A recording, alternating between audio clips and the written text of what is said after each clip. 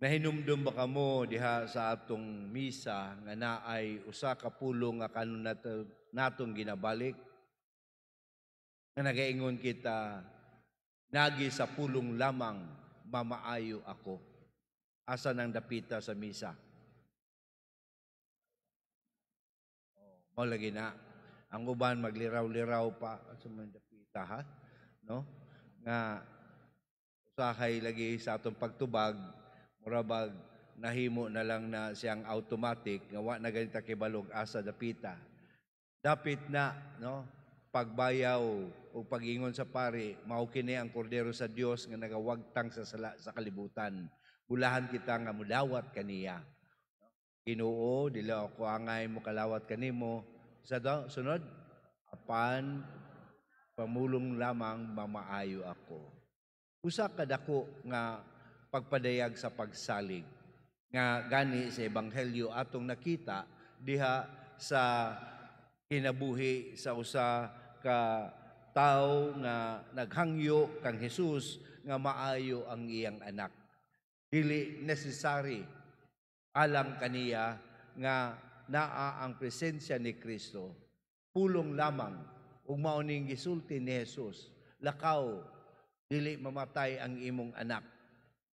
Kana mga kaigsunan usa ka anindot nga pamalandungan nato. Diha sa atong kinabuhi isip Kristohanon ang pulong balamang ni Hesus maoy makahatag na nato og dako nga kalig-on sa atong kinabuhi. Kung mingon kita, yes, Father, kahatag yun nagdakong lig-on sa atong kinabuhi o pulong lamang ni Jesus mao ang makahatag nato dayon sa kinabuhi o sa mga panginahanglan sa atong kinabuhi. Pero kung tinuod na imong gisulti, nganong ang atong Biblia sa mga Katoliko naaraman sa suok. Pulong man na sa Ginoo, di ba? Pero hain man ang Biblia sa inyong balay. Aw, nagyod sa altar, Father. Unya, ikapa daw pag-abot ninyo sa balay ha. Ug unsa na kabaga ang abog sa Biblia, pasabot nga wa gyud siya napakli. Wa gyud siya natanaw. Unya, kining atong gipadayag sa diha sa Santos nga misa, no? Dako kayong pagpadayag sa pagsalig nato sa atong pagtuo, sa kabililhon, o sa gahom sa Dios. Muna mga kaigsunan nga usa siguro kini karon nato nga lantawon. Labi na sa hisgutanan nga bukasyon, kay usahay ang mga tao gikapoy nagpag-ampo. Sige tag-ampo nga naay bukasyon, sus, perte ramang gamaya ang moabot. Unya, sige tag-ampo nga na bukasyon, unsa naman mga madre ug pare nga tiguwang naman nun eh. Nawala na ang atong maong elemento sa pagsalig. Nga di ay ang atong pag-awhag kang Hesus, diha lamang sa atong pag-ampo, bililho na kaayo. Nga diin, dili na unta kita mangita pa og dagkong mga milagro, labi na sa isgutanan sa bukasyon, nga daw kung nanginahanglan tagpari diha sa atong simbahan, mga tagak ni sa langit nga murag ulan, kundili diha sa atong pag-ampo nga masaligon diha sa Dios, siya makahimo sa tanan nga atong gihangyo diha kaniya. Mao nang na abot nako ganiha, pagsulod nako, tanaw ko, asa naman ang atong mga parokyanong mag-ampo sa bukasyon, no? Unya atong giawhag ang Family and Life Apostolate, nga unta mangunahan niini, hain naman ang taga Family and Life, no? Tuwa sa ilang family father, tinuod. Pero diferensya na gyud natong pagsugod nato nga perting daghana pa ang mag-aampo sa bukasyon karon sa paglahutay, no, nagkaanam-anam og kagamay. Mga igsuon, dili kita muundang sa atong pag-ampo alang sa bukasyon.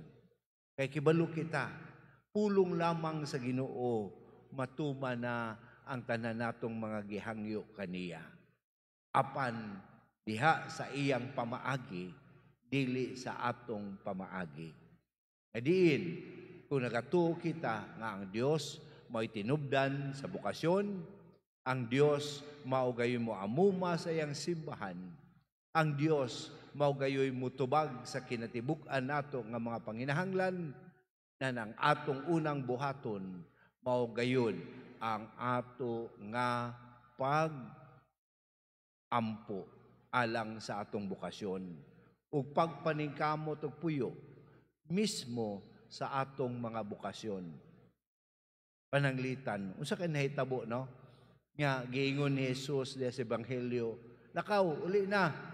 No? Di lagi mamatay ang imong anak." Unya, dukod sa dakong pagsalig niya, may niya, gisulti na bitaw na ni Jesus.